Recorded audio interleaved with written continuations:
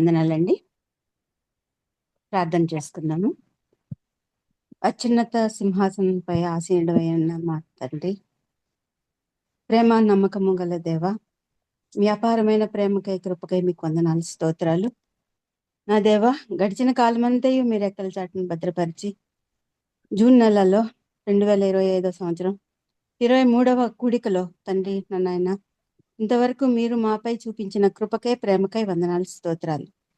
నా ప్రభువా, మేమందరము ఒక చిన్న మందగా ఎల్ఐసి ఎంప్లాయీస్ ప్రేయర్ ఫెలోషిప్ తరఫున నా తండ్రి నాయన మేము కూడుకొని ఒక గంట సమయము మిమ్మల్ని స్తుతించడానికి, గణపరచడానికి, మేము నామం ధ్యానించడానికి మీరు చూపిస్తున్న కృపకై మీకు వందనాలు, స్తోత్రాలు.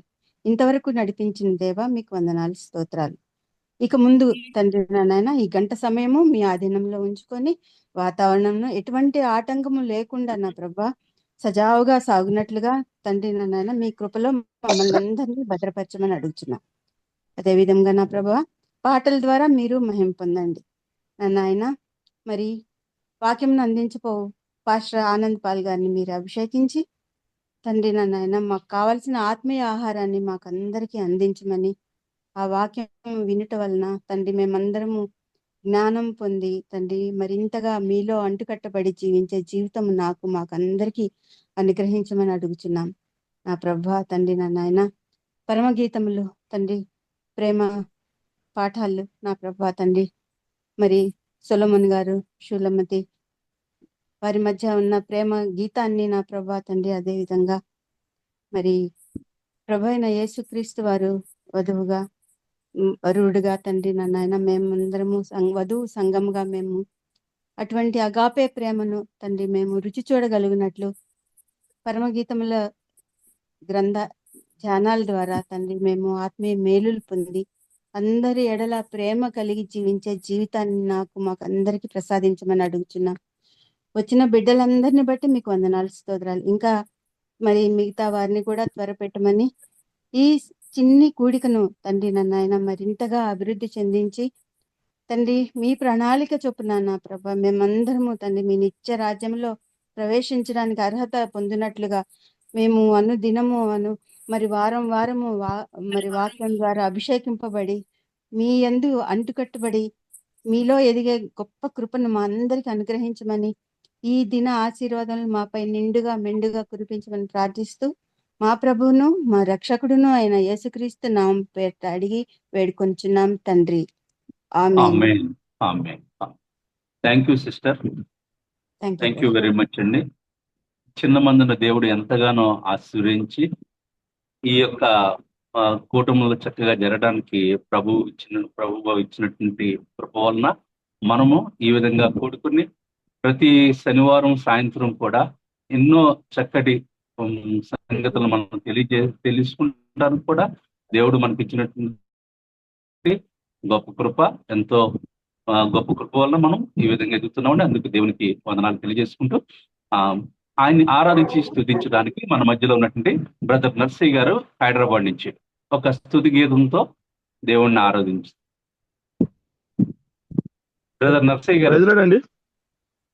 ప్రైజ్లాండి.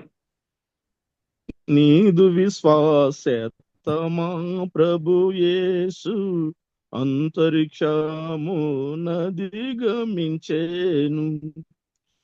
నీదు విశ్వాసమా ప్రభు యేసు అంతరిక్షము నదిగమించేను. నిన్ను ప్రేమించి నీ ఆజ్ఞలను అనుసరించు మనుజావలికి, నిన్ను ప్రేమించి నీ ఆజ్ఞలను అనుసరించు మనుజావలికి, నిబంధనను స్థిరముగా చేసి, నిబంధనను స్థిరముగా చేసి నిరతము నల్లరారెడు మా ప్రభువా, నిరతము నల్లరారెడు మా ప్రభువా. నీదు విశ్వాసమా ప్రభు యేసు అంతరిక్షము నదిగమించేను నీదు విశ్వాసేతమా ప్రభు యేసు అంతరిక్షము నదిగమించేను 1000 తరముల వరకు సరిగా విలసిల్లే 1000 తరముల వరకు సరిగా విలసిల్లేటి వెలలేనీమా వింతల కృపాంబుదియగు దేవా వింతల కృపాంబుదియగు దేవా ఎంతయో నిన్ను స్తుతింతుము కోరి ఎంతయో నిన్ను స్తుతింతుము కోరి నీదు విశ్వాసేతమా ప్రభు యేసు అంతరిక్షము నదిగమించేను నీదు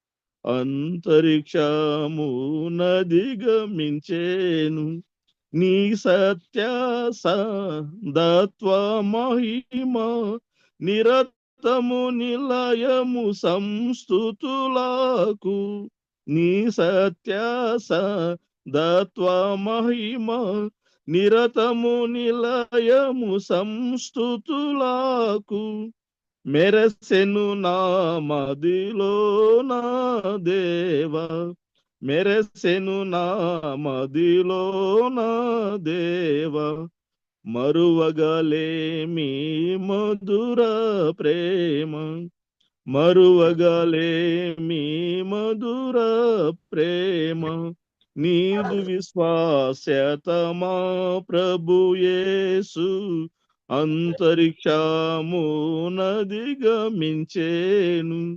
నీదు విశ్వాస్యతమా ప్రభు యేసు అంతరిక్షము నదిగమించేను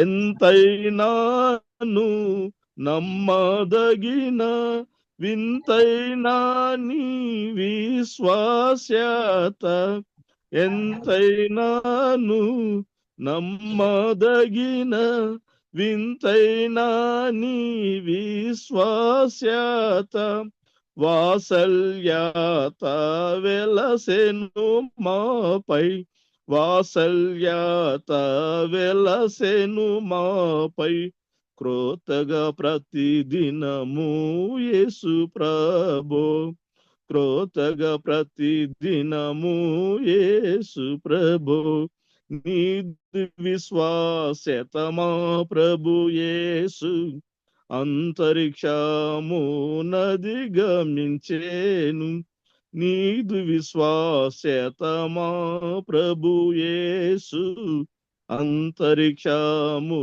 నదిగమించేను మన ఆత్మను జీవము దేహమును మన ప్రభు యేసు రాకడ వరకు మన ఆత్మను జీవము దేహమును మన ప్రభు యేసు రాకడ వరకు వనరుగా కాపాడును పదిలముగా వనరుగా కాపాడును పదిలముగా దినదినమును నిందారహితముగా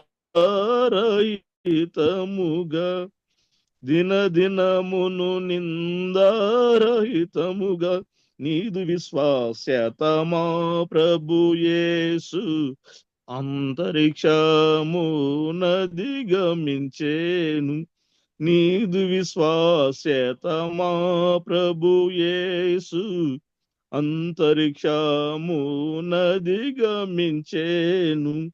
తండ్రి కుమార శుద్ధాత్మకును తరతరములకు మహిమ ఘనత తండ్రి కుమార శుద్ధాత్మకును తరతరములకు మహిమ ఘనత పరిపూర్ణముగా ప్రబలును గాక పరిపూర్ణముగా ప్రబలునుగాక.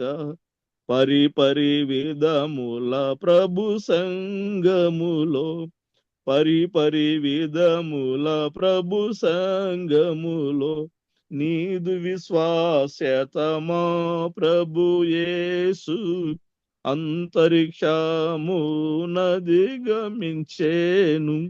నీదు విశ్వాస్యతమా ప్రభు యేసు అంతరిక్షము నదిగమించేను. Okay, thank you brother. Thank you brother. చక్కగా దేవుణ్ణి స్తుతించి ఆరాధించినటువంటి నర్సయ్య గారికి ప్రేయర్ ఫెలోషిప్ నిన్నైన వందనాలు తెలియజేసుకున్నామండి.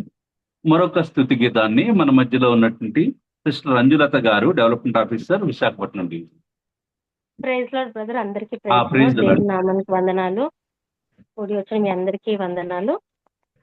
చిన్న పాట పాడి దేవుని స్తుతించుకుందాము. జీవనదిని నా హృదయములో ప్రవహింపజేయుమయా, జీవనదిని నా హృదయములో చేయుమయా, శరీర క్రియలన్నీయు ప్రభువునకు చేయుమయా,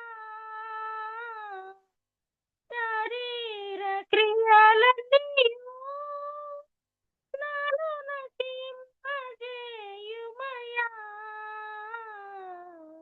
జీవనదిని నా హృదయములో ప్రవహింపజేయుమయా, జీవనదిని నా హృదయములో ప్రవహింపజేయుమయా, ఎండి ఎముకలన్నీ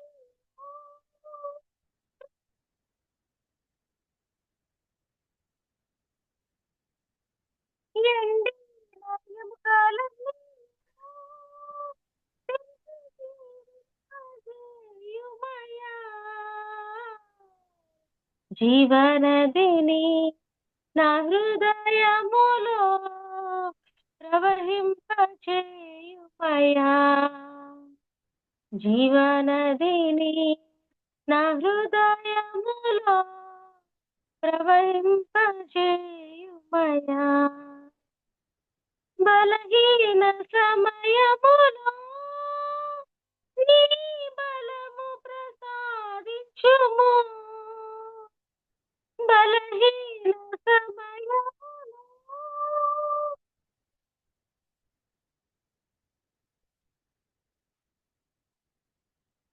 జీవనదిని నా హృదయములో ప్రవహింపజేయుమయా, జీవనదిని నా హృదయములో ప్రవహింపజేయుమయా, ఆత్మీయ వరములతో అభిషేకం చేయుమయా, ఆత్మీయ వరములతో అభిషేకం చేయుమయా,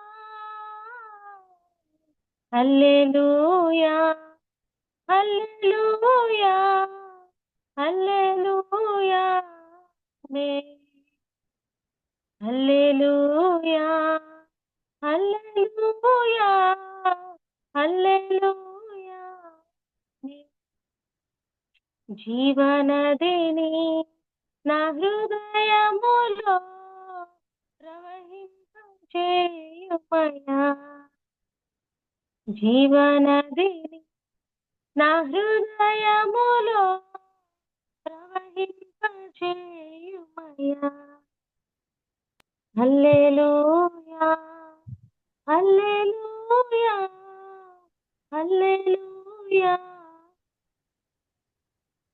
హల్లెలూయా. ఈ హల్లెలూయా. Praise the Lord. Praise the lord. దేవుని నామానికి థ్యాంక్ వందనాలు. You sister. చక్కగా స్థుతి గీతం పాడేటువంటి సిస్టర్ అంజులత గారికి నిన్నైన వందనాలు తెలియజేస్తున్నాను. Thank you brother. Now the precious time ప్రశస్తమైన సమయంలోకి మనం వచ్చాము. మన మధ్యలో ఉన్నటువంటి అశోక్ నెల్లూరు నుంచి, డివిజన్ నుంచి బైబిల్ రీడింగ్ అండి. పరమగీతము 7వ అధ్యాయము. పాస్టర్ గారు ఒకటి సరిపోతుందా? ఇంకా చాలు సార్. 7వ అధ్యాయము 1వ వచనం. Brother please.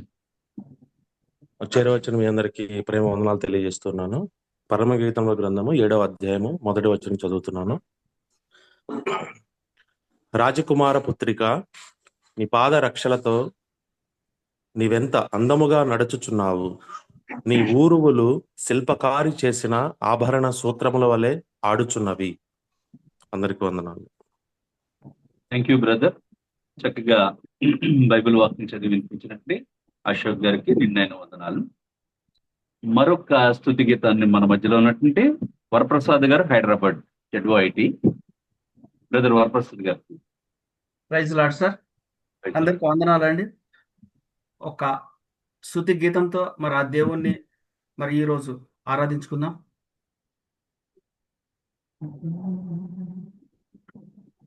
విలువేలేని నా జీవితం నీ చేతిలో పడగానే అది ఎంతో విలువని నాకు చూపితివే. జీవమే లేని నాలోని జీవమును నింపుటకు నీ జీవితాన్ని దారబోసితివే. విలువే లేని నా జీవితం నీ చేతిలో పడగానే అది ఎంతో విలువని నాకు చూపితివే. జీవమే లేని నాలోని జీవమును నింపుటకు నీ జీవితాన్ని దారపోసితివే. నీది శాశ్వత ప్రేమయా, నేను మరచిపోలేనయా. ఎన్ని యుగాలైనా మారదు. ఎండిన ప్రతి మూడును మరలా చిగురించును. నా దేవునికి సమస్తము సాధ్యమే. నీది శాశ్వత ప్రేమయా, నేను మరచిపోలేనయా. ఎన్ని యుగాలైనా మారదు. ఎండిన ప్రతి మోడును మరలా చిగురించును. నా దేవునికి సమస్తము సాధ్యమే. పగలంతా మేఘ సమమై, రాత్రంతా అగ్ని సమమై, దినమంతయు రెక్కలతో కప్పితివే. స్నేహితులే నన్ను వదిలేసిన బంధువులే భారమని తలచిన నా కొరకే బలి అయితివే. పగలంతా మేఘ సమమై, రాత్రంతా అగ్ని సమమై, దినమంతయు రెక్కలతో కప్పితివే. స్నేహితులే నన్ను వదిలేసిన బంధువులే భారమని తలచిన నా కొరకే బలి అయితివే. నీది శాశ్వత ప్రేమయా, నేను మరచిపోలేనయా. ఎన్ని యుగాలైనా మారదు. ఎండిన ప్రతి మోడును మరలా చిగురించును. నా దేవునికి సమస్తము సాధ్యమే. సాధ్యమే, సాధ్యమే. నా ప్రియునికి సమస్తము సాధ్యమే. సాధ్యమే, సాధ్యమే. ఎండిన ప్రతి మోడును మరలా చిగురించును. నా దేవునికి సమస్తము సాధ్యమే. విలువేలేని నా జీవితం నీ చేతిలో పడగానే అది ఎంతో విలువని నాకు చూపితివే.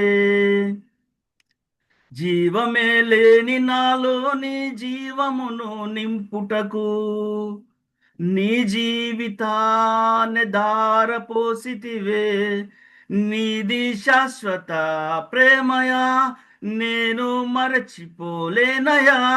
ఎన్ని యుగాలైనా మారదు, ఎండిన ప్రతి మోడును మరలా చిగురించును. నా దేవునికి సమస్తము సాధ్యమే, సాధ్యమే. Praise lord brother. Praise the lord brother. చక్కటి పాట ద్వారా దేవుని స్థుతించినటువంటి వరప్రసాద్ గారికి నేను వందనాలు. మనము ఇప్పుడు అతి ప్రశస్తమైన సమయంలోకి వస్తున్నాం. మన మధ్యలో మన ప్రియ పాస్టర్ గారు ఆనందపాల్ గారు మన మధ్యలో ఉండటం మనకు చాలా ఆనందదాయకం. ఈ యొక్క సమయాన్ని పాస్టర్ గారికి అప్పగించుతున్నాం. ఓవర్ టు పాస్టర్ గారు. చేరి వచ్చిన ప్రియులందరికీ కూడా యేసు క్రీస్తు దివ్యనామమున నిండైన వందనాలండి. ఎంతో చక్కగా నడిపిస్తున్న మా ప్రియులు మాథ్యూ సై గారికి, చేరి వచ్చిన ప్రతి ఒక్కరికి కూడా మరొక మారు యేసే నామాన నిండు వందనాలు చెల్లిస్తున్నాను. ప్రియులారా, ఈ సాయంకాల సమయంలో ఎంతో చక్కగా పాటలు పాడి ప్రభుని స్తుతించిన ప్రియులందరికీ వందనాలు. ఆ రీతిగానే ప్రార్థించిన ప్రియులకు కూడా వందనాలు చెల్లిస్తున్నాను. పరమగీత గ్రంథం 7వ అధ్యాయం మొదటి చరణాన్ని ఈ సాయంకాల సమయంలో ధ్యానం చేయాలని నేను ప్రార్థనాపూర్వకంగా కనిపెట్టి మీ మధ్యకి రావటం జరిగింది. దేవుడిచ్చిన ఈ శ్రేష్టమైన సమయాన్ని బట్టి మొదటిగా దేవునికి స్తుతులు చెల్లిస్తూ పరమగీతం, ఇందాక సిస్టర్ గారు ప్రారంభంలో ప్రార్థన చేసినట్లుగా ఇది పవిత్ర ప్రేమ గీతము అని మనం గమనించాలి. సాంగ్ ఆఫ్ సొలోమోన్ అని ఇంగ్లీష్ లో ఉన్న సొలోమోన్ గారు రాసినటువంటి శ్రేష్టమైన లేదా సర్వోన్నతమైన గీతమే ఈ పరమ గీతం. అంటే గీతాలన్నిటిలో కల్లా, అంటే పాటలన్నిటిలో కల్లా రాజు పాట, లేదంటే ఉన్నతమైన పాట, లేదంటే పరిశుద్ధ పాట, లేదంటే సర్వోన్నతమైన గీతము అని ఈ యొక్క వర్ణనను బట్టి లేదా వారు రాసినటువంటి విధానాన్ని బట్టి మనం అందరం కూడా గమనించగలం. అంటే పాటల్లో అన్నిటికన్నా శ్రేష్టమైన పాట, సర్వోన్నతమైన పాట. చాలా సమయాలలో చాలా సంఘాలలో ఈ పరమ గీతాన్ని బోధించరు. దీనికి కొంచెం కారణం ఏంటంటే దీంట్లో అలంకార భాష కొంచెం కొంతమందికి చదవటానికి కొంచెం ఇబ్బందిగా ఉంటూ ఉంటుంది. కొంతమందికి ఏమో అర్థం కాక కొన్ని వ్యాఖ్యానాలు కొన్ని రీతిలుగా ప్రజలను లేదా క్రైస్తవులను వారి విశ్వాసాన్ని నుంచి తప్పుదారి పట్టించేవిగా వారి అర్థం చేసుకోవడం కొన్ని ఇబ్బందులు ఉండి ఎందుకైనా మంచిదని బోధించడం మానేస్తారు. ప్రియులరా, జాగ్రత్తగా మీరు గమనించినట్లయితే రాసిన గ్రంథకర్త సొలొమోను అని మనం పరమగీతాలు మొదటి అధ్యాయం లేదా మొదటి పాట మొదటి చరణంలోనే మనం చూడగలం సొలొమోను రచించిన ఈ పరమ గీతమని. ఈ యొక్క పరమ గీతంలో ఉన్న ఈ 8 అధ్యాయాలు ప్రాముఖ్యంగా 4 ప్రాముఖ్యమైన విషయాలు మనకి తెలియచేస్తాయి. కేవలం బైబిల్లో వధూవరుల మధ్య ఉండేటటువంటి ప్రత్యేకమైన ప్రేమను గురించి వివరించేటటువంటి ఏకైక గీతం ఇది పరమ గీతం. రెండవదిగా మనం చూసినట్లయితే ఇది సాహిత్య పరంగా, అంటే చాలా మంది మనలో కవులు ఉండవచ్చు, వారికి ఇది చాలా ఏమంటారంటే కళాఖండం అన్నమాట, సాహిత్య కళాఖండం. ఎందుకంటే చక్కని అలంకార భాష, అలాగే ఎంతో వర్ణన, వివిధ రూపకాలంకారాలు, అర్థాలంకారాలు, శబ్దాలంకారాలు కలిగినటువంటి అమోఘమైనటువంటి వ్రాత ప్రతి మన ముందు ప్రభులు వారు ఉంచారు. అంతేకాకుండా చాలా వరకు ఈ పవిత్రంగా నీతిగా ఆలోచించేటటువంటి వ్యక్తులకి శ్రేష్టమైన ఉన్నత అనుభవంలోనికి నడిపించేటటువంటి దివ్యమైన గీతం ఈ యొక్క పరమ గీతం. మూడవదిగా మనం గమనించినట్లయితే క్రొత్త నిబంధనలో బైబిల్లో చాలా పుస్తకాల గురించి కొత్త నిబంధనలో తిరిగి పునరుద్ధరించడం జరిగింది, లేదంటే ప్రస్తావించడం జరిగింది. కానీ 2 పుస్తకాల గురించి, మొదటి పుస్తకం పరమగీతం అయితే రెండవ పుస్తకం ఎస్తేరు గ్రంథం గురించి బైబిల్లో కొత్త నిబంధనలో ఎక్కడ ప్రస్తావన ఉండదండి. నాలుగవదిగా మనం గమనించినట్లయితే దేవుని గురించి కూడా ప్రస్తావన లేని గ్రంథాలు ఈ 2. అయితే మనం ఇక్కడ ఒకటి గమనించాలి. గమనం ఏంటి అంటే 8వ అధ్యాయం 6వ వచనంలో గురించి 6వ వచనం చూస్తే ప్రేమను గురించి చెప్తూ యెహోవా గురించి అక్కడ మాట రాయబడింది. ఆ ఒక్క చరణంలో తప్ప ఇంకెక్కడ కూడా దేవుడు అనేటటువంటి మాట లేదు. కాబట్టి చాలా మంది ఏమనుకుంటారంటే దేవుడు గురించి లేదు కాబట్టి ఇది మనం ధ్యానం చేయవలసిన అవసరత లేదని. ప్రియులరా, ప్రభు ఏ ఉద్దేశం లేకుండా ఈ 66 పుస్తకాలు ఒక శ్రేష్టమైన పుస్తకంగా ప్రభు మన కొరకు ఉంచరు.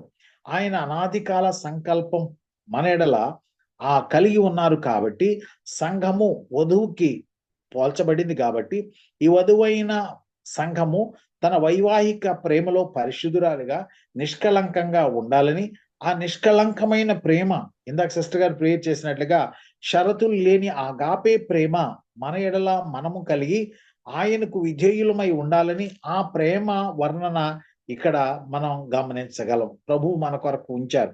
చక్కని గీతం, జ్ఞాని అయిన సొలొమోను.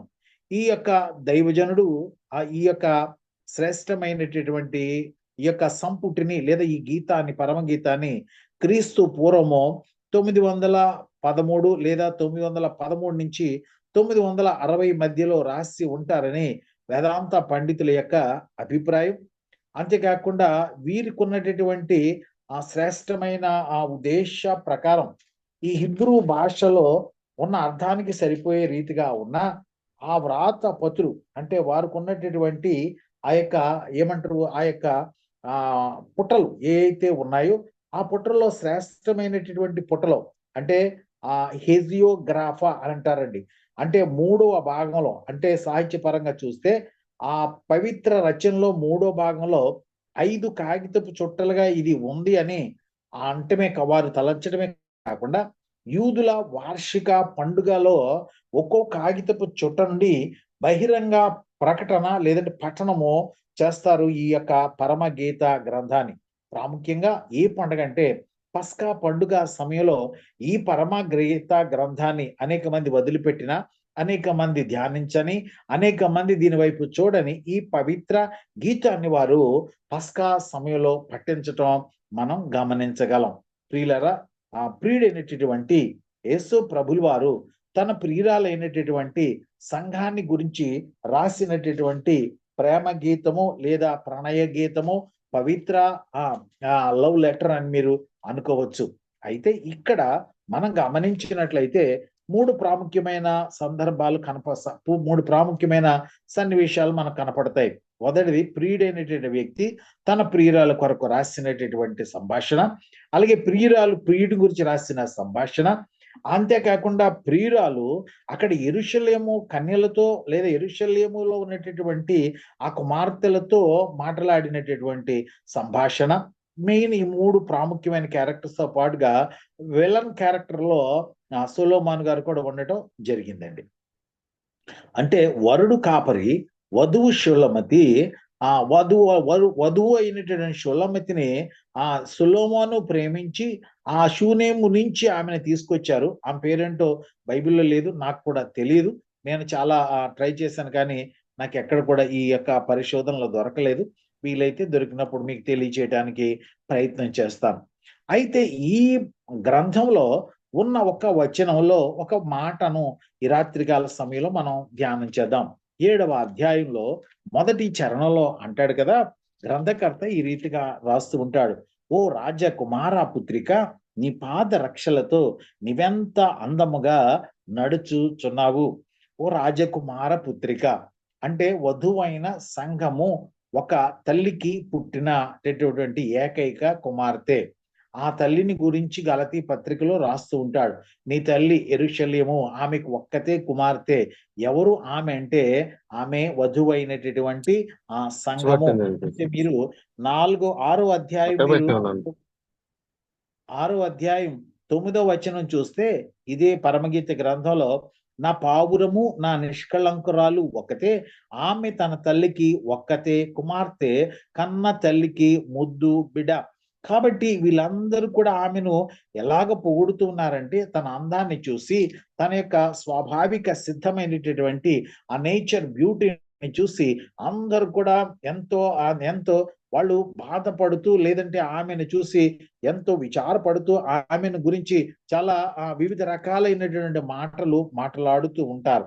అయితే ఆమెను గురించి ప్రియుడు అంటాడు, సంధ్యారాగము చూపట్టుచు చంద్రబింబమంత అందము కలదై, ఆ సూర్యుని అంత స్వచ్ఛమును కళలు కలదై, వ్యూహిత సైన్య సమ భీకర అరూపునియగు. ఎంత చక్కని అలంకార వర్ణనో కదా తన ప్రియురాలైన సంఘాన్ని గురించి. ఇక్కడ స్త్రీని గురించి ఆ వరుడు సంభాషిస్తూ ఉంటే, మన వరుడైనటువంటి యేసు ప్రభుల వారు తన వధువైన సంఘాన్ని గురించి ఈ మాటలు చక్కగా రాస్తున్నారు. ఎలా ఉంది అని అంటే, సంధ్యారాగము, సంధ్య, తొలి సంధ్య, అమ్మలి సంధ్య. ఎందుకంటే ఈ యొక్క సంధ్యను వివరించాలంటే నేను చెప్పాలనుకున్న టాపిక్ దాటిపోతాను. కాబట్టి ఆ ఉచ్చ స్థితిలో ఉన్నటువంటి ఆ ప్రకాశమానమైన వెలుగు ఈ సంఘము వెదజల్లే రీతిగా ఉండాలని నా ప్రభువు చెప్తున్నాడు. అందం గురించి చెప్తా అంటాడు కదా, వాక్యం సెలవిస్తుంది, చంద్రబింబం అంత అందం ఉంది ఈ సంఘానికి అని. అయితే అందాన్ని గురించి ప్రభు మరొకసారి అంటాడు, అందము మోసకరము, సౌందర్యము వ్యర్థము అని అంటారు. పౌలు గారు రాసినటువంటి మాటలో ఆ ఉద్దేశం ఏంటంటే, శరీర సంబంధమైన అందం వ్యర్థము, కానీ ఆత్మ సంబంధమైన సౌందర్యం చాలా ప్రాముఖ్యమైనదని. ప్రియులారా, అనేక మంది స్త్రీలు ఆ సుందరవతులైన వారు పరిశుద్ధ గ్రంథంలో రాయబడ్డారు. అలాగే 2 పురుషుల గురించి కూడా వీరు సుందరులు అని రాయబడి ఉంది, వీరు చాలా బహు సౌందర్యవంతులు అని కూడా రాయబడి ఉంది. ప్రియులరా, ఆ సౌందర్యం కాదు, కానీ ఇక్కడ అంటాడు రాజకుమార పుత్రిక, రాజు యొక్క పుత్రిక సంఘం. ఈ సంఘాన్ని గురించి ఆయన అంటాడు కదా, అమ్మా నువ్వు ఎంత అందంగా నడుస్తున్నావు, నీ పాద రక్షలతో నీవెంత అందముగా నడుచుచున్నావు. చూడండి ఎంత చక్కని వర్ణన. ఈ మధ్య కాలంలో గత మాసము హైదరాబాద్ మహాపట్నంలో ప్రపంచ సుందరి మణుల మిస్ యూనివర్స్ ఎన్నిక జరిగింది. మీకు తెలుసు ఎవరు ఎన్నికయ్యారో. అందమైన స్త్రీలు లేదా అందమైన కన్యలు ప్రపంచంలోంచి, వివిధ దేశాల్లోంచి, మిస్ ఇండియా మన దేశం నుంచి ఎలాగొచ్చిందో ఆ మిస్ యూనివర్స్ సెలక్షన్ కోసం ఎంతో మంది వచ్చారు, ఎంతో చక్కని తర్ఫీదును పొందారు, చక్కగా వారి యొక్క అందాన్ని ప్రదర్శిస్తూ ఉన్నారు. వారిలో ఉన్నటువంటి శరీర సంబంధమైన సౌందర్యమే కాకుండా ఆత్మ సంబంధమైన, అంటే మానసిక సంబంధమైనటువంటి ఆ యొక్క ఉన్నత గుణాన్ని ప్రదర్శించడం ద్వారా ప్రపంచ సుందరి ఎన్నిక జరిగిందని మీరు గమనించాలి. కేవలం శరీర సంబంధమైన అందమే కాదండి, శరీర సంబంధమైన కొలతలే కాదండి.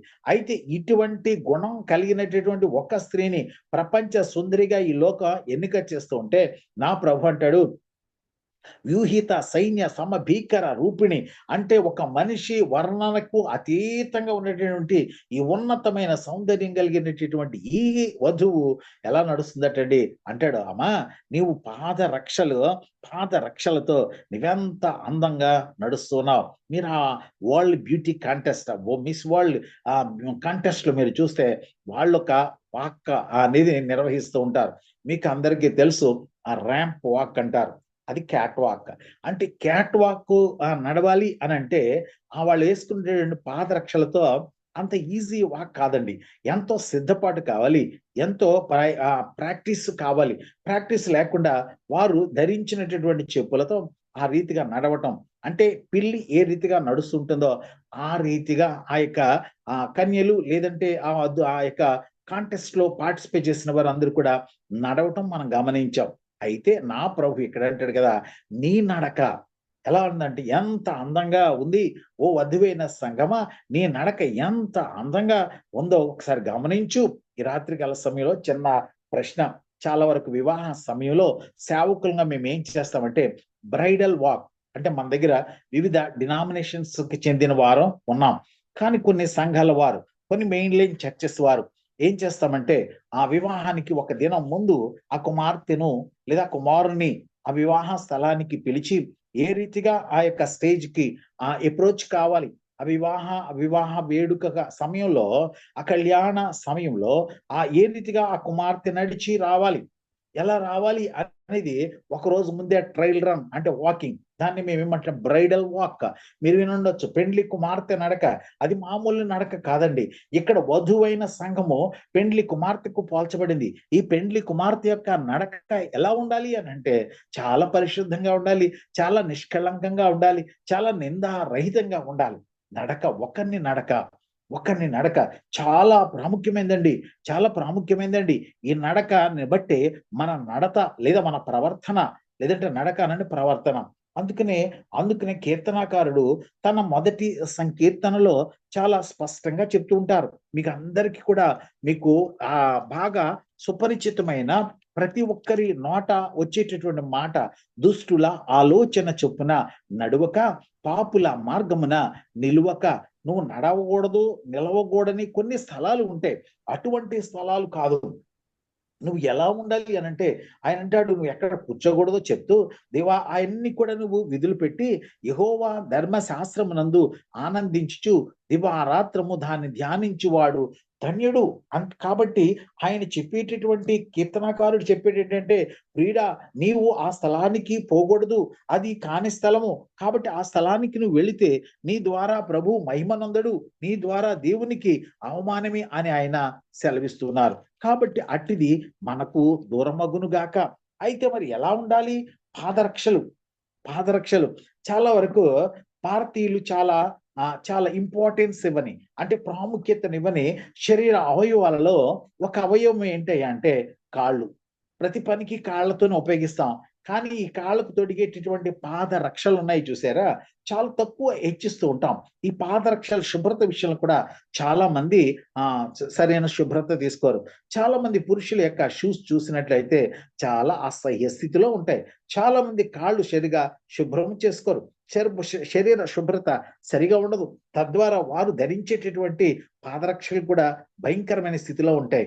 కాబట్టి ప్రియులరా, మీ పాదాలను చాలా జాగ్రత్తగా గమనించుకోవాలి.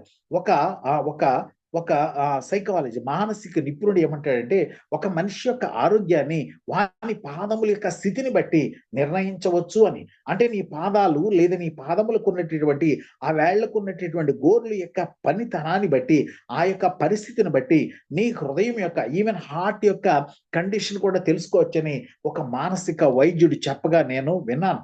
కాబట్టి చాలా వరకు ఆ పాదాల శుభ్రతలో చాలా మంది భారతీయులు ఎక్కువ శ్రద్ధ చూపించరు. అది మనకు ఆరోగ్యానికి మంచిది కాదు. అయితే చాలా కొన్ని కంట్రీస్ లో ప్రాముఖ్యంగా పర్టికులర్ గా జపాన్ మీరు తీసుకున్నారు అనుకోండి, బాల్యంలో పుట్టిన వెంటనే ఆ బిడ్డలకి ఏం చేస్తారంటే వుడెన్ బాక్సెస్ లో పెట్టి, నేను చదువుకున్నప్పుడు నాకు డిగ్రీలో ఆ లెసన్ ఉండేది, వుడెన్ బాక్సెస్ లో పెట్టి ఆ బిడ్డల యొక్క పాదాలు చక్కని ఆకృతి దాల్చాలని వాళ్ళు ఆ వుడెన్ బాక్సెస్ లో ఫిక్స్ చేసి ఆ రీతిగా గ్రోత్ అంటే ఆ చక్కని షేప్ లో రావటానికి వారు ప్రయత్నిస్తారట. కొన్ని కంట్రీస్ వారు పెదవులకి ఇంపార్టెన్స్ ఇస్తే, కొన్ని స్థలాలు వారు ఇంకొక దానికి ఇంపార్టెన్స్ ఇస్తారు. కానీ Japanese they will give maximum much importance to their feet. ఇక్కడ టైటిల్లో పెట్టారు కదా, బ్యూటిఫుల్ ఫీట్ అంటే అందమైన పాదాలు. అయితే ప్రభు అంటాడు కదా, మరి పౌలు గారి పాదాల గురించి లేదా పాద రక్షల గురించి అంటాడు కదా. ఎఫెసీ పత్రిక 6వ అధ్యాయాన్ని మీరు చూసినట్లయితే, ఎఫెసీ పత్రిక 6వ అధ్యాయంలో ఆయన చాలా చక్కని మాట 15వ వచనంలో చెప్తాడు. సో అంటే సమాధాన సువార్త వలనైన సిద్ధ మనస్సు అనేటటువంటి జోడు తొడుక్కోమంటాడు. ఆయన ఆ యొక్క బాహ్య సంబంధమైనటువంటి ఆ యొక్క శరీర సంబంధమైన రక్షణ కొరకు ఆయన ఆ యొక్క సర్వాంగ కవచాన్ని వివరిస్తూ ఆయన అంటాడు, నీ పాదములకు సమాధాన సువార్త వలనైన సిద్ధ మనస్సు అనేటటువంటి జోడు తొడుక్కోవాలి. నీవు నేను కూడా పరమ కానాను అనేటటువంటి నూతన యెరూషలేముకి ప్రయాణం చేస్తున్నా మన విశ్వాస జీవితంలో సిద్ధపడని కాదు, సిద్ధపడినటువంటి వధువైన సంఘముగా పిలువబడేటటువంటి కన్య అనబడే నీవు నేను కూడా పరిశుద్ధురాలుగా నిష్కళంకమైన మనసు కలిగి సిద్ధపడించాలంటే సమాధాన సువార్త వలనైన సిద్ధ మనసుని జోడు తొడుక్కోవాలండి. చాలా వరకు మనం వెళ్ళే స్థలంలో మన ద్వారా సమాధానం ఉంటుందా లేదు చూసుకోవాలి. మనం వెళ్ళేటటువంటి స్థలాల్లో మన ద్వారా ఎన్నో జరగని కార్యాలు జరుగుతూ ఉంటాయి. కొంతమంది సేవకులు వెళ్ళి వారి నోట కాని మాటలాడుట ద్వారా ఆ సంసారాలు కూలిపోవచ్చు, అక్కడ స్నేహాలు కూలిపోవచ్చు, అక్కడ ఎన్నో ఇబ్బందులు ఎదురు కావచ్చు. కాబట్టి మన నోటిని జాగ్రత్తగా కాచుకోవాలి. నీవు సమాధానాన్ని, ఆ సమాధానకర్త అయిన ప్రభుని ప్రకటించడానికి వచ్చావు తప్ప ఈ లోకంలో సమాధాన్ని తొలగించేటటువంటి పాత్ర నీది కాదు అని సేవకునిగా నేను జ్ఞాపకం చేస్తున్నాను. కొంతమంది నోటి మాట ఎంత ఉంటుందంటే ఎంతో మధురంగా ఉంటుంది, కొంతమంది నోటి మాట భయంకరంగా ఉంటుంది. అందుకనే దైవజనుడు ఉంటాడు, వారి నోట ఏముందంటే సర్ప విషమున్నది, వారి నాలుక కింద సర్ప విషమున్నది. విషపు మాటలు, విషపు చూపులు కాదండి, విషపు మాటలు. కొన్నిసార్లు వారు అన్న మాటలు మనం జ్ఞాపకం చేసుకుంటే మనం చాలా ఇబ్బందుల కొలిమిలో ఉంటాం. ప్రియులరా, నేను మాట్లాడేది లోకంలో ఉన్న వారి గురించి కాదండి, మన గురించి నేను మాట్లాడుతున్నాను. యేసు ప్రభుని సొంత రక్షకునిగా అంగీకరించామని చెప్పుకుంటూ మనం ఈ లోకంలో మాదిరికరమైన జీవితాన్ని జీవించడానికి బదులుగా మనమే అనేక మందికి ఆయాసకరంగా ఉంటాం. నిన్నే ఒక యూట్యూబ్ చూశాను, చాలా కన్నీరు నాకు తెప్పించిన యూట్యూబ్ మెసేజ్ అది. ఎందుకంటే ఈ మధ్య కాలంలోనే గత మాసం నేను మాస్టర్ ఆఫ్ డివినిటీ తీసుకోవటం జరిగింది ఏసిటీస్ నుంచి. నాకు బహుకరించిన వ్యక్తుల్లో ఒక పెద్దవారు, ఒక పెద్ద తండ్రి సమానులు, పెద్ద బిషప్ గారిని ఒక స్టేజ్ మీద వారుండగా భయంకరమైన బూతులతో ఒక వ్యక్తి తిడుతూ ఉన్నాడు. ఆయన క్రైస్తవుడే, వారు కూడా పెద్దలే. ఎంత బాధాకరమో, ఎంత విచారమో. ఎవరయ్యా వీరు అని అంటే క్రైస్తవులే, ఎవరయ్యా వీరు అంటే సేవకులే, ఎవరయ్యా వీరు అంటే ఆ ఎన్నిక చేయబడిన వారే, ఎవరయ్యా వీరు అంటే తలాంతులు కలిగిన వారే, క్రీస్తు రక్తం ద్వారా కడగబడ్డామని చెప్పుకునేవారే. ఎంత బాధాకరం. నేను ఎవరిని విమర్శించట్లేదు ప్రియులారా, బాధతో చెప్తూ ఉన్నాను. మనం మాట్లాడే మాట ఎంత బాధాకరమైన మాటలుగా ఉంటూ ఉన్నాయో గమనించుకుందామా? ఒకసారి మనం గమనించుకుందామా? పౌలు గారు అంటారు, అయ్యా నీవు సువార్త ప్రకటిస్తున్నావు చూసావా, ఆయన అంటాడు, నీ పాదాలట పర్వతముల మీద సుందరాలు అయ్యి ఉన్నాయా, నువ్వు ఎంతో అందమైన పాదాలు కలిగి ఉన్నావు. కానీ నువ్వు వెళ్ళేటటువంటి నడక ద్వారా నీ ప్రభు లేదా మన ప్రభు నిన్ను బట్టి నన్ను బట్టి ఆయన ఎంత అవమానపరచబడుతున్నాడు కదా. ఈ యూట్యూబ్ ఛానల్లో ప్రతి ఒక్కరు కూడా దాన్ని చూసి ఎన్ని కామెంట్స్ వచ్చేస్తూ ఉన్నారు. క్రైస్తవులంటే వీరా, ఎలాంటి వారా? మీకు తెలుసు ఎంతమంది బిషప్లు రోడ్డు మీద కొట్టుకుంటూ ఉన్నారు, సంఘంలో కొట్టుకుంటూ ఉన్నారు, వేదిక దగ్గర కొట్టుకుంటూ ఉన్నారు. లక్షల కోట్ల ఆస్తులు కొరకు ఎన్నెన్ని వైరాలు ఎన్నెన్ని చోట్ల జరుగుతున్నాయి తెలుసు. హైదరాబాద్ విషయం చెప్పనక్కర్లా. ఏదో మాదిరికరమైన సంఘాలుగా పిలువబడే వారు పరలోక పిలుపులో వీళ్ళు గ్యారంటీగా ఉంటారు అనుకునే వాళ్ళు, ఈ లోకంలో మేమే పావురాలని చెప్పుకునే వారు ఈరోజు ఏమైపోయారంటే కోర్టుల చుట్టూ పోలీసుల చుట్టూ తిరుగుతూ ఉన్నారు. పరమ న్యాయాధిపతి అయిన నా ప్రభువుని బహిరంగంగా అమ్మేసి ఈ లోక న్యాయాధిపతి దగ్గరికి వారు పోతూ ఉన్నారండి. ఎంత విచారకరం ప్రియులారా. నా నడక, మన నడక ఎలా ఉందంటే ఆయన ఎదుట సరిగా లేదు. ఆ సరిగా లేదు. కీర్తన గ్రంథం 37వ అధ్యాయం 33వ వచనం అంటాడు, ఒక్కని నడత యెహోవా చేతనే స్థిరపరచబడును. కాబట్టి ప్రభు అంటాడు, సంఖ్యాకాండంలో అంటాడు కదా 22:32, ఇదిగో నా ఎదుట నీ నడత విపరీతంగా ఉందంటే బాధాకరంగా ఉందని ఇశ్రాయేలు గురించి బాధతో నా ప్రభువు సెలవిస్తున్నాడు. సామెతల గ్రంథం 14వ అధ్యాయం 15వ వచనంలో ఏమని రాశాడంటే, వివేకి అయిన వాడు తన నడతలను బాగుగా కనిపెట్టును. మన నడత, మన ప్రవర్తన, నా యొక్క నడక ఏ రీతిగా ఉందో నేను చూసుకోవలసిన వాడనై ఉంటున్నాను. శరీర సంబంధంగా ఎంతో అందంగా నడవచ్చు, కానీ ఆత్మ సంబంధంగా నా నడక ఎలా ఉంది? నా నడక సమాధాన సువార్త వలనైన సిద్ధ మనస్సును జోడు తొడుక్కుని నేను గమ్యం వైపు ప్రయాణం చేస్తున్నానా లేదా? అందుకనే మోషే గారు ఆ యొక్క ఎగ్జైల్ నుంచి, అంటే ఆ యొక్క నిర్గమంలో ఆయన మాట్లాడుతూ ఉంటారు కదా, వారు ఐగుప్తు దాస్యం నుంచి వారు కనానుకు ప్రయాణమై వచ్చేటప్పుడు 12 గోత్రాల నుంచి 12 మంది శిష్యులను లేదంటే దేవుని చేత ఏర్పాటు చేయబడిన వ్యక్తులను ఆయన తీసుకుని ఆయన నిర్ణయించి ఆ 12 మందికి రకంగా ఉపదేశిస్తారండి. సంఖ్యాకాండం 13వ అధ్యాయాన్ని మీరు చూసినట్లయితే, సంఖ్యాకాండం 13వ అధ్యాయాన్ని మీరు చూస్తే 17వ వచనంలో మోషే గారు ఈ రీతిగా చెప్తున్నారు, మోషే కనాను దేశమును సంచరించి చూచుటకు వారిని పంపినప్పుడు వారితో ఇట్లు అనెను, మీరు ధైర్యం తెచ్చుకొని దాని దక్షిణ దిశన ప్రవేశించి ఆ కొండ ఎక్కి ఆ దేశము ఎట్టిదో దానిలో నివసించి జనులు బలము కలదో బలము లేనిదో కొంచెమైనదో విస్తారమైనదో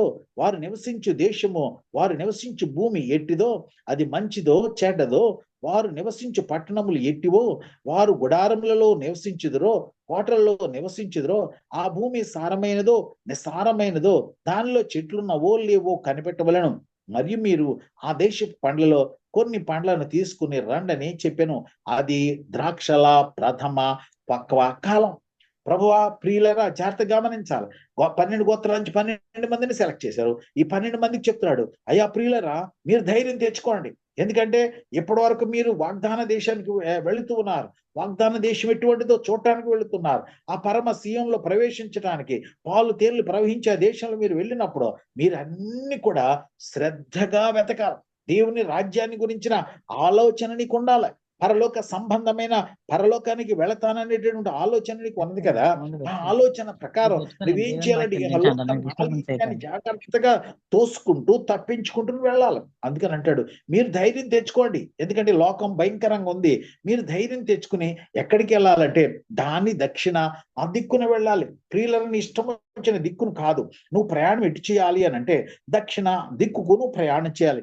ఎందుకు దక్షిణ దిక్కుకు నువ్వు ప్రయాణం చేయాలంటే మీకు తెలుసు దిక్కులు 4: తూర్పు, పశ్చిమ, ఉత్తర, దక్షిణ. ఈ 4 దిక్కులను గురించి మనకు తెలుసు. అయితే 4 దిక్కులలో నువ్వు ఏ దిక్కుకు నువ్వు ప్రయాణం చేయాలంటే మోషే గారు అంటారు నీవు దక్షిణ దిశకు వెళ్ళాలి అని. అందుకనే యోబు గ్రంథకర్త ఈ రీతిగా ఈ దిక్కులను గూర్చి ఈ చక్కని మాట సెలవిస్తూ ఉన్నారు. నేను తూర్పు దిశకు అంటే యోబు గ్రంథం 23వ అధ్యాయం 8వ వచనాన్ని చదివినట్లయితే ఆయన ఈ రీతిగా అంటాడు, నేను తూర్పు దిశకు వెళ్ళాను, ఆయన అచ్చట లేడు. పడమటి దిశకు వెళ్ళినను ఆయన కనబడలేదు. ఆయన పనులు జరిగించి ఉత్తర దిశకు పోయినను ఆయన నాకు కానవచ్చుట లేదు. దక్షిణ దిశకు ఆయన ముఖము తిప్పుకొని ఉన్నాడు, నేను ఆయనను కనుగొనలేదు. ప్రియులను జాగ్రత్త గమనించాలి. దక్షిణ దిక్కుకు ఆయన వృక్కము తిప్పుకొని ఉన్నాడు. ఈ పరిశుద్ధ గ్రంథమైన ఈ బైబిల్ని మీరు చూసినట్లయితే మీరు దీన్ని ఇలా నిలవబెట్టి ఉంచారనుకోండి, మీరు ఈ బైబిల్ ఆఖరి పేజీలో కొన్ని పటాలు ఉంటాయి. పటాల్లో మీరు చూసినట్లయితే ప్రతి పటానికి కూడా ఉత్తరం ఎక్కడ ఎట్టుంటుందంటే పైకి ఉంటుంది. పైన ఏముంది అని అంటే పరలోకము ఉన్నది. ప్రియులను గమనించాలి. అక్షరార్థంగా మనకి తూర్పు, పడమర, ఉత్తరం, దక్షిణం ఇవి దిశలు మనకి ఇలా ఉంటాయి. అయితే ఇక్కడ ఆత్మీయంగా నువ్వు అర్థం చేసుకోవాలంటే పరలోకము ఉత్తర దిక్కు పైనున్నది. ఆయన పైన ఆకాశమందు ఆసీనుడై ఉన్నాడు. కీర్తనకారుడు అంటాడు, ఆకాశమందు ఆసీనుడైన వాడా అని. అంతేకాకుండా ఉత్తరములో ఏముందంటే పరమ సియోను ఉందని గ్రంథకర్త రాస్తూ ఉంటాడు. ప్రియులారా, ఆ ఉత్తరం నుంచి ఆయన ఏం చూస్తున్నాడంటే దక్షిణ దిక్కులో ఉన్నటువంటి ఆయన పనులు జరిగించేటటువంటి స్థలం వైపు చూస్తున్నాడు. ఆయన పనులు జరిగించేది ఎవరై అంటే వధువు అయినటువంటి సంఘం. ఈ సంఘము ఆయన ఆ దేవుని రాజ్య విస్తరణ పనులు జరిగిస్తుంది. దేవుని రాజ్య స్థాపన పనులు జరిగిస్తుంది. కాబట్టి నా ప్రభు నేరుగా ఆయన ఏం చేస్తున్నాడంటే నిన్ను నన్ను, సంఘములో ఉన్న నిన్ను నన్ను ఆయన మన హృదయమైనటువంటి దేవాలయాన్ని ఆయన ప్రేమించి మనలో నివాసం చేస్తున్నాడు. నీ హృదయమే దేవాలయం అని సెలవిచ్చినప్పుడు ఈ దేవాలయం వైపు నా ప్రభు చూస్తూ ఉన్నాడు. నీ ద్వారా ఈ లోకంలో పరలోకము స్థాపించబడుతుందా, దేవుని రాజ్యము స్థాపించబడుతుందా? ఒకానొక సమయంలో యేసు ప్రభులు వారు అంటారు కదా, ఆయన చెప్తాడు పరలోకము మీ మధ్యనే ఉన్నదని. అంటే పరలోకములో మనము అనుభవించేటటువంటి ఆ యొక్క నీతియుక్తమైన జీవితానికి సంబంధించి, ఆ ప్రేమ జీవితానికి సంబంధించి అటువంటి అట్మాస్ఫియర్ ను ఇక్కడ కలిగి ఉండాలి. అటువంటి ప్రేమను నువ్వు కలిగి ఉండాలి. అటువంటి సాన్నిహిత్యాన్ని, అటువంటి సమాధానాన్ని, అటువంటి షరతులు లేని ఆ యొక్క అమర ప్రేమను నువ్వు ఇక్కడ అనుభవించగలిగితే ప్రభు సన్నిధికి వెళ్ళిన తర్వాత నిత్య సంతోషాన్ని పొందటానికి ఇది నీకు ఒక రిహార్సల్ లాగా ఉంటది. అందుకనే పరలోకం మీ మధ్య ఉన్నది. సంఘాలలో పరలోకం ఉన్నదా? సంఘాలలో ప్రభు యొక్క సన్నిధి ఉన్నదా? సంఘాలలో ప్రభు యొక్క ప్రేమ ఉన్నదా? మనం గమనించాలి ప్రియులరా. చాలా సంఘాలు, చాలా దేవాలయాలు ప్రజలైతే ఉన్నారు, కానీ ఇకాబోదు దేవాలయాలుగా ఉన్నాయి. అనగా ఆయన ప్రభావం ఎవడెళ్ళిపోయిన సంఘాలుగా ఉన్నాయి. ఎక్కడ చూసిన గొడవలు, ఎక్కడ చూసిన కక్షలు, ఎక్కడ చూసిన కేసులు, ఎక్కడ చూసిన కలెక్షన్స్, కన్ఫెషన్ లేదు, వారిలో పశ్చాత్తాపము లేదు, ప్రభువు లేడు. ఎందుకంటే ప్రభువు లేని కారణాన వాళ్ళు ఏం లేదంటే కన్ఫెషన్ లేదు, ఓన్లీ కలెక్షన్, ఆస్తుల విస్తరణ, సంఘాల స్థాపన, శిష్యుల సంఖ్య విస్తరిస్తుందని చెప్తున్నారు. ఎవరికి శిష్యులు వీరు? ఎవరికి శిష్యులు వీరు? నిజదేవునికా? అందుకని అంటాడు, నీ ప్రవర్తన సరిగా చూసుకో వధువైన సంగమా, యెహోవా వాణిని నడతను స్థిరపరిచే రీతిగా నీ యొక్క నడత ఉన్నదా లేదా ఒకసారి వాక్యపు వెలుగులో నిన్ను చూసుకోమని ఆయన అంటాడు. ఎందుకంటే ఈ అరణ్యంలో నడిపించేది ఎవరయ్యా అంటే ద్వితీయోపదేశకాండం 8వ అధ్యాయం 15వ వచనం ప్రకారం ఆ గొప్ప అరణ్యంలో ఆయన నన్ను నడిపించను అంటాడు గ్రంథకర్త. ఆయన నన్ను నడిపిస్తాడు. ఈ లోకం అనేటటువంటి అరణ్యంలో, ఈ లోకం అనేటటువంటి శ్రమల మార్గంలో, ఈ లోకం అనేటటువంటి ఇబ్బందుల కొలిమిలో నేను వెళుతున్నప్పుడు ఎన్నో నిందలు, ఎన్నో అవమానాలు. అందుకనే మోషే గారు అంటాడు, అయ్యా మీరు దక్షిణ దిక్కు వెళ్ళాలి.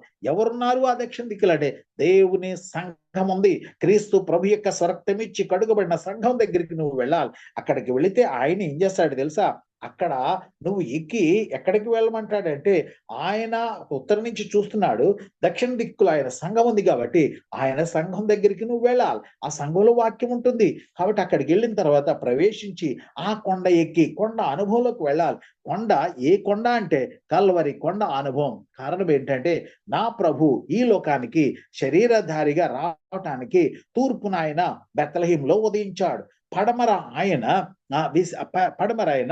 ఆ కల్వరి గిరి అనేటటువంటి కొండ పైన తన ప్రాణాన్ని అర్పించాడు. ప్రియుల జాగ్రత్త గమనించాలి. ఆ కొండ ఎక్కాలి, ఆ కొండ ఎక్కాలి. ఆ కొండ ఏ కొండ అంటే కల్వరి కొండ. ఈ మిథ్య అనుభవం నువ్వులో రావాలి. నువ్వు ఎప్పుడైతే దేవుని సన్నిధిలోకి వచ్చావో ఆ యొక్క సన్నిధిలో నుంచి ఆయన పనులు జరిగించేటటువంటి స్థలంలో ఉన్న నీవు ఈ విశ్వాస ప్రయాణంలో వెళ్ళేటప్పుడు మిథ్య అనుభవంలోనికి రావాలి. ఈ మిథ్య అనుభవంలోనికి వచ్చిన నీవు తిరిగి ఎటు ప్రయాణం చేయాలి అని వాక్యం సెలవిస్తుందంటే ఒకసారి సంఖ్యాకాండ గ్రంథంలో మీరు చూస్తే అక్కడ అంటాడు, వారు ఎన్నో వచనం అంటే 21వ వచనం చదువుతున్నానండి. కాబట్టి వారు వెళ్ళి సీను అరణ్యం మొదలుకొని హమాతుకు పో మార్గముగా రెహోబు వరకు దేశ సంచారం చేసి చూసిరి. వారు దక్షిణ దిక్కున ప్రయాణం చేసి హెబ్రోనుకు వచ్చిరి. ప్రియులారా, ఇక్కడ 4 స్థలాల్ని ఆయన జ్ఞాపకం చేస్తూ ఉన్నాడు. మోషే గారు చెప్తున్నారు, మోషే గారు ఇచ్చిన ఆజ్ఞ ప్రకారం ఈ యొక్క 12 గోత్రాలకు చెందిన ప్రజలు వారి యొక్క కనాను దేశం, పాలు తేనెలు ప్రవహించే దేశాన్ని సంచరిస్తూ వారు చెప్తున్నారు, సీను అరణ్యము, సీను మొదలుకొని సీను అక్కడ అంటాడు సీను అనేటటువంటి మార్గం వెళ్ళి సీను అరణ్యం మొదలుకొని మొదటిది సీను, రెండోది హమాతు, మూడోది రెహాబు, 4వది హెబ్రోను. ఈ స్థలాల గుండా నువ్వు ప్రయాణం చేయాలి. కాబట్టి అక్కడ అంటాడు కదా, వారిచ్చిన ఆ ప్రభు మోషే గారు ఇచ్చినటువంటి ఆజ్ఞ ప్రకారం వెళుతున్నారు. మొదటి వారిల్లు దక్షిణ దిక్కుగా వెళ్ళమన్నాడు, ధైర్యం కలిగి వెళ్ళమన్నాడు. ఆ దక్షిణ దిక్కులు ఎవరు ఉన్నారంటే దైవ సన్నిధి ఉంది. ఆ దైవ సన్నిధి నుంచి నీవు ఆ యొక్క మారు మనస్సు పొంది బాప్తిసం పొంది ఎక్కడికి రావాలని కొండ అనుభవంలోనికి రావాలి. ఆ కొండ అనుభవంలోంచి నువ్వు విశ్వాస జీవిత ప్రయాణంలో వెళుతున్నప్పుడుగా నీకు ఏమి ఎదురైతుందంటే సీను అరణ్యం ఎదురైతుంది. సీను అనగా బురద, సీను అనగా ముళ్ళు. ప్రియులారా, జాగ్రత్తగా గమనించాలండి. ఈ బురద లేదా నీరు, ఈ బురద నీరు నీకు అంటుకుంటూనే ఉన్నది. అంటే ఈ యొక్క ముళ్ళు, అనేకమైన ముళ్ళు అంటే విశ్వాసుల ద్వారా వచ్చేటటువంటి కాని మాటలు, సూటిపోటి మాటలు, నిందలు, అపవాదులు ఎన్నో వస్తూ ఉంటాయి. ప్రియులారా, మీకు తెలియదు, చాలా వరకు ఏమనుకుంటారంటే పాస్టర్లంతా కూడా చాలా రాయల్ పీపుల్ అని. ఎన్ని అవమానాలు మాకు తెలుసా, ఎన్ని నిందలో మాకు తెలుసా, ఎన్ని తూట్లో తెలుసా, మా షూట్లు వెనకాల అన్ని తూట్లే ఉంటాయండి. ఎందుకంటే ఈ పరిచర్య, ఈ ముళ్ళతో కూడిన పరిచర్య, ఈ ముళ్ళ మార్గం, ఈ బురద మార్గం. ఈ బురదలో నుంచి నువ్వేం చేయాలంటే నీవు ఎక్కడికి పోవాలంటే హమాతుకు పోవాలి. ఈ బురదలో నేను ఉండకూడదు. ఒక పందిని తీసుకొచ్చి ఆ బురదనంతా శుభ్రం చేసి నువ్వు చక్కగా ఉండని చెప్పారనుకోండి, తిరిగి పంది ఎక్కడ పోతుందంటే బురదలోకే పోతుంది. దానికి మురికి చాలా ఇష్టం, దానికి మురికి అంటే చాలా ప్రాణం. అందుకనే ప్రభు అంటాడు, కుక్క తన వాంతికి తిరిగినట్లుగా నీవు అలా తిరగకూడదు. నువ్వు పందివి కాదు, కుక్కవి కాదు. ప్రియుల చాలా జాగ్రత్తగా గమనించాలి, వాక్యాన్ని అర్థం చేసుకోవాలి. నువ్వు వెళ్ళటానికి వీల్లేదు. నువ్వు అక్కడి నుంచి ఎక్కడికి హమాతుకు పోవాలి. హమాతు అనగా వేడి నీరు. హమాతు అనగా వేడి నీరు. ఆ వేడి నీరు దేనికి సాదృశ్యం అంటే ఉదకము అనగా వేడి నీరు. అందుకనే అపోస్తలుడైన పౌలు గారు ఎఫెసీ పత్రికలు అంటాడు, వాక్యం అనే ఉదకము ద్వారా, అంటే వాక్యం అనేటటువంటి ఉదకం అనేటువంటి వేడి నీరు ద్వారా నీవు శుభ్రపరచబడాలి. యవనులు దేని చేత తమ నడతను శుద్ధి చేసుకుందరు, తప్పక తొట్టిల్తారు. దేని చేత వారి నడతను శుద్ధి చేసుకుంటారంటే నీ వాక్యము చేతనే కదా. కాబట్టి నేను ప్రకటించే వాక్యమేనా, మరొక దైవజనుడు ప్రకటించే వాక్యమేనా, ఈ పరిశుద్ధ గ్రంథములో లిఖించబడినటువంటి దైవ స్వరూప్యమైనటువంటి ఈ మాటలు, ఆ మాట వాక్ స్వరూపుడైన ప్రభువు నిన్ను నన్ను కూడా శుద్ధి చేస్తాడన్నమాట. ఈ వధువైన సంఘాన్ని ఆయన శుద్ధి చేస్తాడు, బురదనంతా కూడా తొలగిస్తాడు. దేని ద్వారా కడగబడాలి అని అంటే నువ్వు పరిశుద్ధ వాక్యము ద్వారా కడగబడాలి. ఈ కడగబడాలి. హమాతు అనగా వేడి నీరు. ఈ కడగబడిన నీవు హమాతుకు మరొక పదం ఏంటంటే కోట. నీవు కోటలోనికి ప్రవేశించాలి. నీవు రాణవటానికి దేవుడు పిలిచాడు. రాజులైన యాజక సమూహంగా ఉండటానికి నేను పిలిచాడు. కాబట్టి రాణి. మీరు గమనించాలంటే ఎస్తేరు తల్లి ఎక్కడో అనాథ, ఎక్కడో బానిస, ఒక బానిస బ్రతుకుతున్నటువంటి తల్లిదండ్రులేని ఆ బిడ్డను దేవుడు ఏర్పాటు చేసుకుని ఆమెను ఎక్కడ తీసుకొచ్చాడంటే వేడి నీరున్నటువంటి ఆ కోటలోనికి తీసుకొచ్చాడు. మరి సరైన ఆహారము తన బాబాయ్ దగ్గర ఉండేదో లేదో నాకు తెలియదు, సరైన పౌష్టికాహారం ఉందో లేదో నాకు తెలియదు. అయినప్పటికీ కూడా దేవుడు ఏర్పాటు చేసుకున్నాడు ఆ బిడ్డని. ఆమె ఎక్కడికి వచ్చిందంటే హమాతుకు వచ్చింది. అక్కడ ఆ గొప్ప కోటలోనికి వచ్చింది. కోటలోనికి వచ్చి హేగే అని ఉన్నటువంటి ఆ నపుంసకుల యొక్క ఆ అధిపతి ఆయనకి అప్పగించబడింది. నపుంసకుడైనటువంటి హేగే ఎవరికి సాదృశ్యం అంటే పరిశుద్ధాత్మకు సాదృశ్యం. ఆయన ఏం చేశాడంటే ఈ బిడ్డకు 6 మాసాలు గోపరస తైలంతోనూ 6 మాసాలు స్త్రీల కొరకు సిద్ధపరిచిన సుగంధ ద్రవ్యములతోనూ ఆ బిడ్డను చక్కగా సిద్ధపాటు చేశాడు. చక్కని ఆహారం ఇచ్చి సిద్ధపాటు చేశాడు. అమ్మా నీ ఇష్టం వచ్చింది నువ్వు తినమని ఆయన చెప్తే ఆమె అంటది, అయ్యా నువ్వేమిస్తే అదే తింటా, ఎందుకంటే నేను నీ వశములో ఉన్నా. ఎవరయ్యా అంటే ఈయన ఎవరికి సాదృశ్యం అంటే పరిశుద్ధాత్మనికి సాదృశ్యం. యేసు ప్రభులు వారు అంటారు, నేను వెళ్ళిపోతున్నాను, నేను వెళ్ళిపోయిన తర్వాత ఒక వ్యక్తి మీ దగ్గరికి వస్తారు, ఆయనే పరిశుద్ధాత్ముడు, ఆయనే మీ ఆదరణకర్త. ఈ ఆదరణకర్త నేనేం చేస్తాడంటే సర్వ సత్యములోనికి నిన్ను నడిపిస్తాడు. ఈ ఆదరణకర్త ఈ రోజు మనతో ఉండి ఈ హమాతు దగ్గరకు నిన్ను నడిపిస్తాడు. ఆ సీను నుంచి, ఆ బురద నుంచి, ఆ ముళ్ళు నుంచి, అవమానాల నుంచి, అలోయ అనుభవం నుంచి ఎక్కడికి నడిపిస్తాడంటే హమాతుకు నడిపిస్తాడు. నా సమయం అయిపోతుంది. మరొక 2 మాటలు. ఈ హమాతు నుంచి నువ్వు ఎక్కడికి రావాలంటే రెహాబుకు రావాలి. ఈ రెహాబు అనే మాటకి విశాలత. ఈ విశాల స్థలం. ఎస్తేరు తల్లి అక్కడ ఇరుకులో ఉండి ఎంత ప్రార్థన చేస్తుందో. అందుకనే కీర్తనకారుడు అంటారు కదా, ఇరుకులో నుండి నేను మొరపెట్టగా విశాల స్థలంలో నీవు నాకు ఉత్తరం ఇచ్చావు ప్రభా. అంటే ఎస్తేరు ప్రార్థన దేవుడు అంగీకరించి తనన్న ఇరుకు స్థలాన్ని నుంచి దేవుడు లేవనెత్తి హమాతు అని పేరు గల కోటలోనికి ఆయన ప్రవేశింపచేసి ఆ యొక్క విశాల స్థలంలో ఆ బిడ్డ వర్ధిల్లటానికి ప్రభు కృప చూపాడు. అక్కడ ఆమె ఆ దేవుని యొక్క ఆ విధేయత కలిగి, దేవుని ఎడల విధేయత కలిగి భయభక్తులు జీవించిన కారణాన రాజుకి ఆమె ఎడల దయపుట్టి ఆమె వస్తికి బదులుగా రాణి అయింది. 127 సంస్థానాల్లో ఉన్నటువంటి అందమైన బిడ్డల కంటే ప్రపంచ సుందరి అని నేను అంటానండి. ఎందుకంటే కూష్ దేశం మొదలుకొని భారతదేశం వరకు ఉన్న అందమైన యువతలందరూ కూడా మొన్న ఇక్కడికి వచ్చారు కదా, అందులో నా తల్లి ఎస్తేరు ఉందని నేను నమ్ముతూ ఉన్నాను. అంతకంటే సౌందర్యవతులు వీరు కానే కాదు. అయితే ఆమె ఆత్మ సౌందర్యం ముందు వీరంత మాత్రం కూడా పనికిరారు. అయితే ప్రియులారు ఇక్కడ గమనించాలి, ఈ తల్లి విధేయత కలిగి ప్రభువుకు లోబడింది కాబట్టి రాజుకి ఆమె మీద దయ పుట్టి బంగారు ఆమెపై చూపించాడు. రాజ కిరీటాన్ని ఆమెకు ధరింప చేసి వస్తికి బదులుగా రాణి అయింది. ప్రియులారా, నీవు నేను కూడా ప్రభులు వారి యొక్క ఆగమన ప్రకాశంలో మనం కూడా పరలోకంలో మధ్య ఆకాశంలో జరిగేటటువంటి 7 ఏండ్ల పెండ్లి విందులో ప్రభు ప్రక్కన కూర్చుని రాణి అవ్వటానికి నన్ను ఏర్పాటు చేశాడు. అయితే ఇక్కడ నుంచి నీవు ఎక్కడికి వెళ్ళాలంటే సహవాసము కలిగిన పరలోకం మధ్యాకాశంలోనికి వెళ్ళాలి మనం. అదే హెబ్రోను అంటే అర్థం ఏంటంటే సహవాసం, అక్కడ హెబ్రోన్, మన హెబ్రోన్ అంటే దయచేసి నన్ను అపార్థం చేసుకోవద్దు. నేను ఇక్కడ హెబ్రోన్ సంఘం గురించి మాట్లాడట్లేదండి. మన ఏ హెబ్రోన్కి వెళ్ళాలంటే ఆ పరమ హెబ్రోన్కి వెళ్ళాలి. అది ఎక్కడ ఉందంటే మధ్య ఆకాశంలో ఉంటుంది. అక్కడ తండ్రితో, హెబ్రోను అనగా సహవాసము, తండ్రితో సహవాసము, పరిశుద్ధాత్మతో సహవాసము, అలాగే కుమారునితో సహవాసం అక్కడికి కలిగి నిత్యము ఆయనతో మనం ఆనందించేటటువంటి భాగ్యాన్ని మనం పొందగలం. కాబట్టి ప్రభు అంటున్నాడు కదా, ఓ రాజకుమార పుత్రిక, నువ్వెంత అందంగా నడుస్తున్నావమ్మా, ఇట్టి మెప్పుకోలు నీవు నేను పొందాలి. అయ్యా అయ్యా ఆనంద్ పాల్, నువ్వెంత అందంగా నడుస్తున్నావు. అయ్యా ఇజ్రాయెల్ బ్రదర్, నువ్వెంత అందంగా నడుస్తున్నావు. చాలా మంది చెల్లెళ్ళు నాకు తెలుసు, మీ పేర్లు నేను చెప్పను. అయ్యా నువ్వెంత బాగా నడుస్తున్నావు. అలాగే మీ పేరు పెట్టుకోండి. అక్కడ రాజకుమార పుత్రిక బదులుగా నీ పేరు రాసుకుని, నేను అంత బాగా నడవగలుగుతూ ఉన్నానా, నేను ఒకవేళ నా ప్రభుని గణపరిచి పాత్రగా నేను నడవగలుగుతూ ఉన్నానా, లేదా నా ప్రభుని నేను అవమానపరుస్తున్నానా. ఒకవేళ నేను ఆ రీతిగా ఉంటే ఇప్పుడే ఈ సమయంలోనే నేను మారు మనసు పొంది నా మనసు మార్చుకొని నేను పరమ కనానులో చేర్చబడేటటువంటి ఆ యొక్క పెండ్లి విందుకు సిద్ధపడదాం. అట్టి యోగ్యత ప్రియ ప్రభు మనందరికీ దయచేయునుగాక. ఆమేన్. ఆమేన్. ప్రైజ్ ది లార్డ్ పాస్టర్ గారు. ఈ సాయంకాల సమయంలో ఈ కడవరి దినాల్లో మనం యొక్క నడతలు ఎలా ఉండాలి, మన సంఘంగా ఎలాగా, వధువు సంఘంగా ఎలాగ ఉండాలని చాలా చక్కటి విషయాలు, సీను అరణ్యం గురించి, హమాతు గురించి, రెహబోతు గురించి, హెబ్రోన్ గురించి చాలా చక్కగా మన యొక్క నడత ఇవన్నీ మార్చుకుని వెళ్ళాలి అని చాలా చక్కగా బోధించినటువంటి ఆనంద్ పాలయ్య గారికి నిన్నైన వందనాలు తెలియజేస్తున్నామండి. నెక్స్ట్ మనకి ప్రార్థనలో నడిపించడానికి మన మధ్యన ఎస్టేర్ గారు ఉన్నారు, బెనర్జీ గారు ప్రార్థన చేస్తారు. తర్వాత దీవెన ఆనంద్ పాల్ గారు వస్తారు.